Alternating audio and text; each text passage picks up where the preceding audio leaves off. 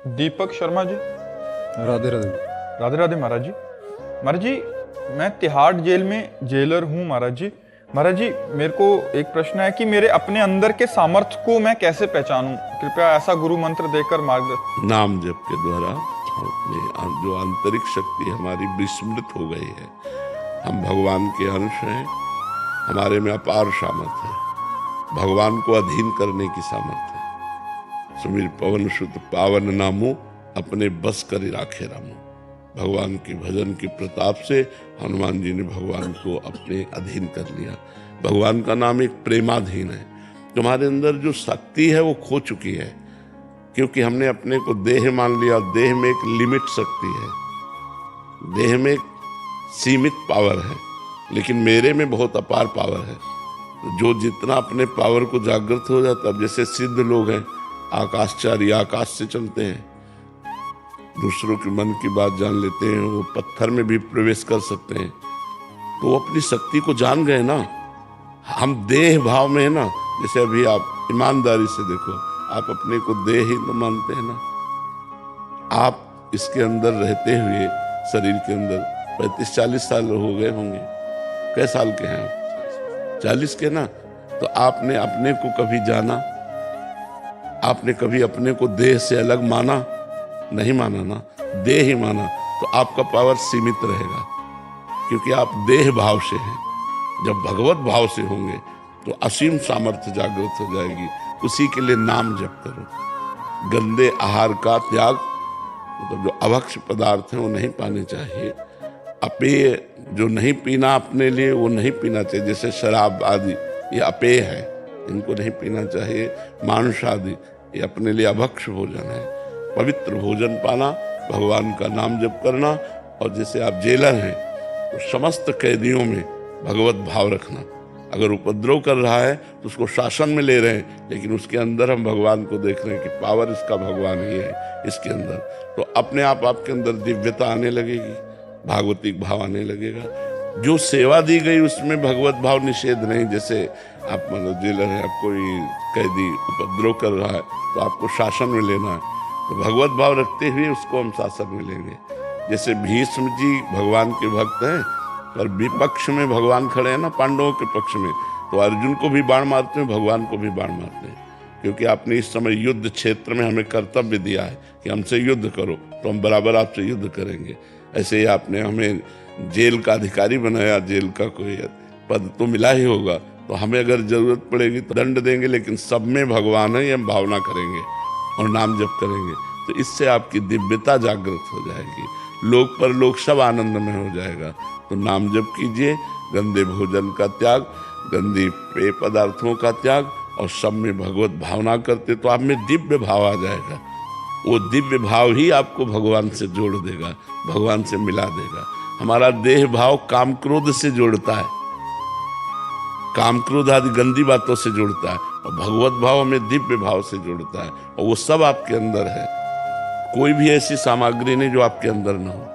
भगवान है तो फिर और कौन सी बात रहेगी। जब स्वयं भगवान विराजमान है सबके हृदय में, तो सब सामर्थ्य है। तो हमें जागृत करना है, जो जितना जागृत कर ले। अब देखो ऐसे ऐसे योगी लोग हैं कि 6-6 महीने भू समाधि ले लेते हैं।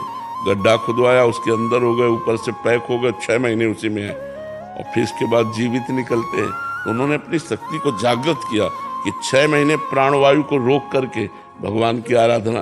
तो जागृत की ना शक्ति, जो जितनी जागृत कर ले। तो ऐसे तो सारी चीज़ें मेरे हिसाब से मैं बेहतर कर रहा हूँ, फिर भी मुझे लगता है कि मेरे अंदर पोटेंशियल और है, तो उसको और किस तरह से उभार के मैं ला सकता कह रहे हैं कि मेरे में बहुत और ज्यादा शक्ति है। हाँ है, सब में है, ये हम स्वीकार करते हैं, सब में है।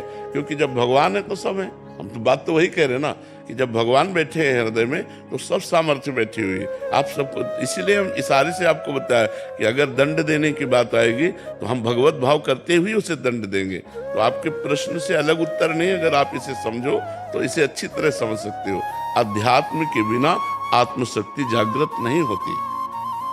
आप अपनी जितनी सामर्थ्य रखते हो तो देह भाव से रखते हो। अभी दिव्य सामर्थ्य नहीं जागृत हुई, वो सामर्थ्य अध्यात्म से जागृत होती है। इसलिए अध्यात्मवान बनो। भगवान का नाम जप किए बिना तो बात बनेगी नहीं, और कोई उपाय है नहीं। अध्यात्म के बिना आत्मशक्ति को जागृत करने का उपाय नहीं है। देखो, पूरे त्रिभुवन का शासन करते हैं यमराज जी। जैसे तिहाड़ जेल है, ऐसे पूरे त्रिभुवन की जेल का नाम नरक है। और वो निरंतर भगवान की आराधना में बने रहते हो, पापियों को घोर दंड देते हैं। जीवात्माएं जितनी जाती हैं, जो पाप करता है उसको घोर निर्दयी होकर उनको दंड देते हैं, लेकिन वो भगवत भाव में रहते हैं। 12 महाभागवतों में यमराज जी का भी नाम है। महाभागवतों, विश्व में पूरी सृष्टि में 12 महापुरुष ऐसे जो भगवान के सेवा करते हुए दिव्य भाव में रहते हैं। तो यमराज यमपुरी में नरक के पूरा सिस्टम देखते हुए वो भगवान के भक्त हैं, वो भगवान की दिव्य सामर्थ्य से युक्त हैं। तो आप भी भगवान की दिव्य सामर्थ्य से युक्त होइए।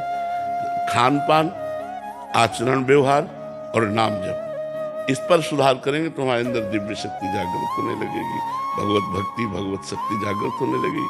आपका भाव तो यही है ना, और उसी पर तो हम बोल रहे हैं, उसी को तो समझना है। अच्छा, सांसारिक कोई जंतु ऐसा है नहीं जिसे जंत्र बांधते हैं, कलावा बांधते हैं, ये कोई सामर्थ्य नहीं। अंदर की सामर्थ्य को जागृत करें। अंदर जब तुम्हारे सामर्थ्य जागृत होगी तो एक तुम ज्ञानी महापुरुष होकर, एक भक्त होकर के भी जेल की सेवा करते हुए भी सबका मंगल कल्याण। जैसे घोर पापाचारी है, आप उसको फांसी दे रहे हो तो मंगल हो रहा है, उस अमंगलकारी पाप से उसको मुक्त कर रहे हो। एक दुष्ट है, दुष्टता कर रहा है, उसकी दुष्टता को उसे दंड दे रहे हो, आप उसे पवित्र कर रहे हैं। जैसे हमारे मल लग जाए तो हम उसे धोते हैं ना, तो ऐसे अपराध रूपी मल लगने पर उसको दंड देकर आप पवित्र कर रहे हो। लेकिन आपका सही निर्णय हो, आपका कहीं कोई ऐसा कार्य न बन जाए जिससे आपको एकांत में पश्चाताप हो, इसके लिए विवेक चाहिए, और विवेक के लिए भजन चाहिए। तो भजन जरूरी है। नाम जप कीजिए, अच्छा भोजन पवित्र पाइए, गंदे आचरणों का त्याग कीजिए, तो आप में दिव्यता आने लगेगी, दैवी शक्ति का जागरण होने लगेगा, दैवी संपदा आने लगेगी। आप समझ पा रहे हैं?